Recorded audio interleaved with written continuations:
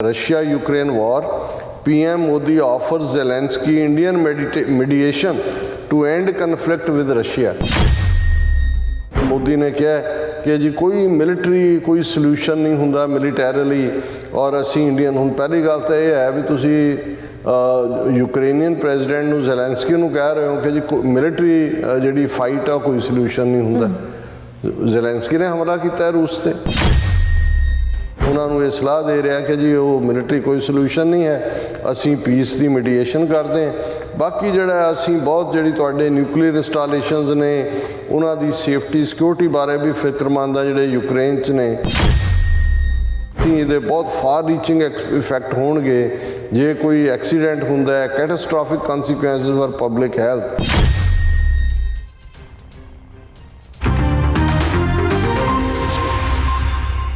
Viewers welcome back from program. So viewers गलबात करन जा रहे हैं कि भारत के प्रधानमंत्री मोदी एक बार फिर लतीफियां दी जद विच हन। मोदी ने यूक्रेन के प्रेजिडेंट ज़ेलेंस्की नाल टैलीफोन ते गलबात करदिआं रूस नाल जंग रोकण लई विचोलगी की पेशकश की है। जानकार हल्के पुछदे हन कि मोदी दे अपने पल्ले की है। सो इस बारे आपां गलबात करन जा रहे हैं। सो असीं चाहांगे कि तुसां इसी तरह जुड़े रहना, देखण सुनने और लिखण लई तुहाडा सब दा बहुत बहुत शुक्रिया जी। डॉक्टर साहब की विचार हैं? देखो जो मैं ये खबर का टाइटल ही देखा तो मैनू थोड़ा जहा मज़ाहिया अंदाज भी सुझिया और मन दे विच कई अखाण भी घूमे। उन्होंने ये भी सी कि भाई आप जोगी जाग नहीं, पंज पीर साध नहीं, कि भी अपने बहन की जगह नहीं है उसको जी पंज पीरां की रोटी करनी है। ये भी सुझिया है। हालांकि ये रेसिज्म की बदबू आती है कि जात की कोड़ किरली तीरां नूं जफे। फिर उन्होंने अपनी औकात देखते हैं मैनू ये आया कि भी ये गंजी ने नहाना की है तो निचोड़ना की है, इन्हां दे अपने पल्ले की है कि ये इस किस्म की पेशकश भी कर रहा है और आप झूठे बंदे। और असी एक सैगमेंट किया सी कि किवें इंडिया की हिपोक्रेसी UN सिक्योरिटी कौंसल की जिहड़ी लेटेस्ट वोटिंग सी जिहदे च अमरीका ने ਜਿਹੜੇ 4 प्रोविंसिस रशिया ने कब्जा किया है ज़बरदस्ती यूक्रेन का दे एरिए ते, उस ज़बरदस्ती रेफरेंडम करवा के with using the barrel of the gun और उन्होंने कहा कि भी उन्होंने नकारो और भारत उहदे एबसटेन किया है। हुण ये किते ना किते गिल्ट भी चल रहा है, किते ना किते उन्हों का अपना जलूस भी निकल रहा है। एक पासे वो अमरीका तो ये बयान दवाउंदा है कि जी जिहड़ा चाइना ने LAC दे उत्ते टेंशन क्रिएट की जां साडा इलाका लै लिया, पर दूसरे पासे जदों वही काम रशिया ना सिर्फ करदा है सगों जिस इलाके नूं उन्हें कब्जा किया उस दे उत्ते रेफरेंडम दे नां थल्ले जिहड़ा वो मोहर भी लवा लैंदा है। पर दूसरे पासे जे सिख रेफरेंडम 2020 हुंदा है जिहड़ा जिन्हों कैनेडा गवर्नमेंट कहती है भी असी तो रैकोगनाइज नहीं करते और पर असी रोक नहीं सकते क्योंकि पीसफुल है, तो कैनेडा दे नाल वो डिप्लोमैटिक टिफ खड़ी कर लैंदा है, एडवाइजरी जारी करदा है।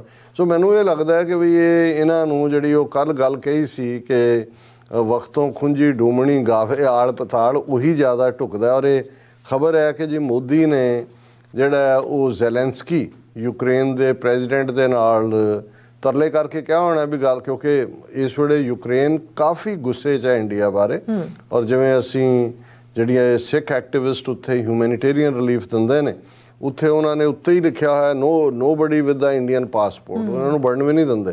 तो सिख देखते हैं वो कहते हैं कि भाई आ जाओ तुसी जिहड़े ईवन जाते हैं, क्योंकि इंडिया ने जिस किस्म का बिहेव किया पहला तो ईवन जदों कि यूक्रेन दे विच 20,000 के करीब स्टूडेंट इंडिया दे फसे हुए सी, उदों इंडिया खुल के रशिया की मदद कर रहा सी। और जो तुसीं उन्हां स्टूडेंट्स के इंटरव्यू सुनो उन्हां चों भी कुछ ने कहा कि जी साडे नाल पहलां तो सारे लोग चंगे सी, असीं तां पढ़दे ही उत्थे सी, पर जदों इंडिया ने प्रो रूस लाइन लई तो वो साडे नाल बहुत हॉस्टाइल बिहेवियर सिक्योरिटी वालियां ने कई थां ते उन्होंने 2-4 इन्हां दे चपेड़ां भी जड़ियां उन्हां नूं तोड़न लग्गियां कि भी तुसीं जाओ उन्हां दी, और उत्थे कोई इंडियन पासपोर्ट होल्डर की एंट्री नहीं है। ये पक्की कन्फर्मड गल है।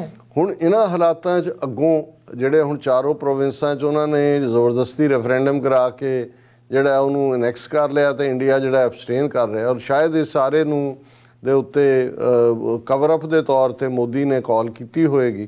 पर उहदे च मोदी ये कह रहा है कि जी असीं ਜਿਹੜਾ ਇਹਨਾਂ ਦੀ ਖਬਰ ਹੈ, Russia Ukraine war, PM Modi offers Zelensky Indian mediation to end conflict with Russia, ਕਿ ਜੀ ਅਸੀਂ ਵਿਚੋਲਗੀ ਕਰਨ ਨੂੰ ਤਿਆਰ ਹੈ ਇਸ ਕਨਫਲਿਕਟ ਨੂੰ ਐਂਡ ਕਰਨ ਦੇ ਲਈ।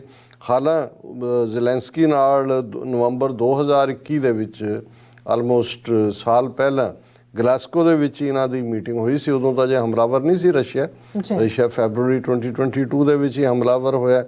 ਔਰ ਉਹਦੇ 'ਚ ਮੋਦੀ ਨੇ ਕਿਹਾ ਕਿ ਜੀ ਕੋਈ ਮਿਲਟਰੀ ਕੋਈ ਸੋਲੂਸ਼ਨ ਨਹੀਂ ਹੁੰਦਾ ਮਿਲੀਟੈਰਲੀ, ਔਰ ਅਸੀਂ ਇੰਡੀਅਨ, ਹੁਣ ਪਹਿਲੀ ਗੱਲ ਤਾਂ ਇਹ ਹੈ ਵੀ ਤੁਸੀਂ ਯੂਕਰੇਨੀਅਨ ਪ੍ਰੈਜ਼ੀਡੈਂਟ ਨੂੰ ਜ਼ੈਲੈਂਸਕੀ ਨੂੰ ਕਹਿ ਰਹੇ ਹੋ ਕਿ ਜੀ ਮਿਲਟਰੀ ਜਿਹੜੀ ਫਾਈਟ ਆ ਕੋਈ ਸੋਲੂਸ਼ਨ ਨਹੀਂ ਹੁੰਦਾ।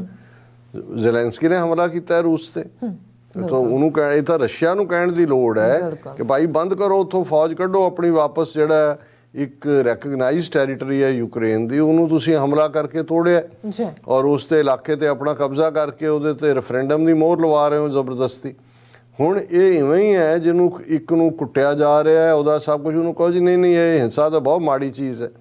ਔਰ ਇਹ ਇਕੱਲਾ ਇਹ ਨਹੀਂ ਹੈ ਵੀ ਇਹ ਹੁਣ ਮੋਦੀ ਐਂਡ ਕੰਪਨੀ ਇਸ ਕਿਸਮ ਦੀਆਂ ਹਰਕਤਾਂ ਕਰ ਰਹੇ ਨੇ, ਇਹ ਔਨ ਰੈਕਰਡ ਹੈ ਕਿ ਗਾਂਧੀ ਨੇ ਉਸ ਵੇਲੇ ਦੇ ਯੂਕੇ ਦੇ ਪ੍ਰਾਈਮ ਮਿਨਿਸਟਰ ਚਰਚਲ ਨੂੰ, ਜਦੋਂ ਕਿ ਜਰਮਨ ਫੌਜਾਂ ਅਨੈਕਸ ਕਰ ਇੱਕ ਤੋਂ ਬਾਅਦ ਇੱਕ ਇਲਾਕਾ ਅਨੈਕਸ ਕਰ ਰਹੀਆਂ ਸੀ, ਜਰਮਨ ਜਿਹੜੇ ਜਹਾਜ਼ ਨੇ ਉਹ ਬੰਬ ਵਰਸਾ ਰਹੇ ਸੀ ਲੰਡਨ ਔਰ ਉਹਨਾਂ ਦੇ ਸ਼ਹਿਰਾਂ ਦੇ ਉੱਤੇ, ਤੇ ਗਾਂਧੀ ਨੇ ਐਡਵਾਈਸ ਕੀਤਾ ਸੀ ਚਰਚਲ ਨੂੰ ਕਿ ਜੀ ਇਹ ਜਿਹੜਾ ਤੁਸੀਂ ਨੌਨ ਵਾਇਲੈਂਸ ਤੇ ਆ ਜਾਓ, ਜੇ ਜਰਮਨ ਫੌਜਾਂ ਆਉਂਦੀਆਂ ਨੇ ਤਾਂ ਉਹਨਾਂ ਦਾ ਸਵਾਗਤ ਕਰੋ ਨੌਨ ਵਾਇਲੈਂਸ ਦੇ ਨਾਲ।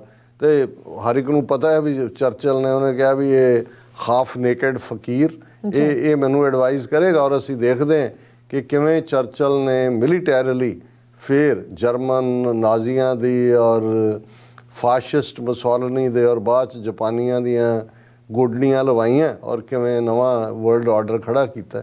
ਜੇ ਗਾਂਧੀ ਦੀ ਐਡਵਾਈਸ ਤੇ ਤੁਰੇ ਹੁੰਦੇ ਫਿਰ ਤਾਂ ਇਹ ਜਿਹੜਾ ਸਾਰਾ ਯੂਰਪ ਆ ਉਹ ਨਾਜ਼ੀਆਂ ਥੱਲੇ ਹੁੰਦਾ, ਸਾਰਾ ਏਸ਼ੀਆ ਜਾਪਾਨੀਆਂ ਦੇ ਥੱਲੇ ਹੁੰਦਾ, ਤੇ ਦੁਨੀਆ ਕਿੱਧਰ ਨੂੰ ਗਈ ਹੁੰਦੀ ਉਹਦਾ ਅੰਦਾਜ਼ਾ ਲਾਣਾ ਕੋਈ ਔਖਾ ਨਹੀਂ ਹੈ। ਸੋ ਇਸ ਕਿਸਮ ਦੀ ਸਲਾਹ ਇਹ ਜ਼ੈਲੈਂਸਕੀ ਨੂੰ ਦੇ ਰਿਹਾ ਕਿ ਜੀ ਫੌਜੀ ਕੋਈ, ਉਹਨਾਂ ਨੇ ਤਾਂ ਕਮਾਲ ਦੀ ਗੱਲ ਹੈ। ਔਰ ਮੈਂ ਦੇਖ ਰਿਹਾ ਕਿ ਭਾਈ ਅਸੀਂ ਗੱਲ ਕਰਦੇ ਹਾਂ ਕਿ ਇੱਕ ਛੋਟਾ ਜਿਹਾ ਮੁਲਕ ਰਸ਼ੀਆ ਇੱਕ ਇੰਨੀ ਸੁਪਰ ਪਾਵਰ ਨੂੰ ਇਨਹੈਰਿਟ ਕੀਤਾ ਹੈ, ਸੋਵੀਅਤ ਯੂਨੀਅਨ 'ਚੋਂ ਰਸ਼ੀਆ ਨਿਕਲਿਆ ਕਿਸ ਲੈਵਲ ਦਾ, ਕਿੰਨੇ ਮਹੀਨੇ ਹੋ ਗਏ ਨੇ 7-8, ਕਿਸ ਕਿਸਮ ਦਾ। ਹੁਣ ਵੀ ਅੱਜ ਦੀ ਖਬਰ ਵੀ ਸੀ ਕਿ ਫਲਾਣਾ ਸ਼ਹਿਰ ਯੂਕਰੇਨੀਅਨ ਫੌਜ ਨੇ ਆਜ਼ਾਦ ਕਰਾਇਆ ਰਸ਼ੀਆ ਨੂੰ। ਜਿਹੜੀ ਸਪਿਰਿਟ ਹੈ ਉਹ ਤਾਂ ਇਹ ਹੈ ਕਿ ਭਾਈ ਕਿਸ ਹੱਦ ਤੱਕ ਜਾ ਕੇ ਉਹਨਾਂ ਨੇ ਜਿਹੜੀ ਹੈ ਆਪਣੀ ਡਿਫਾਇੰਸ ਦਿੱਤੀ ਹੈ, ਪਰ ਇਹ ਉਹਨਾਂ ਨੂੰ ਇਹ ਸਲਾਹ ਦੇ ਰਿਹਾ ਕਿ ਜੀ ਉਹ ਮਿਲਟਰੀ ਕੋਈ ਸੋਲੂਸ਼ਨ ਨਹੀਂ ਹੈ, ਅਸੀਂ ਪੀਸ ਦੀ ਮੀਡੀਏਸ਼ਨ ਕਰਦੇ ਹਾਂ।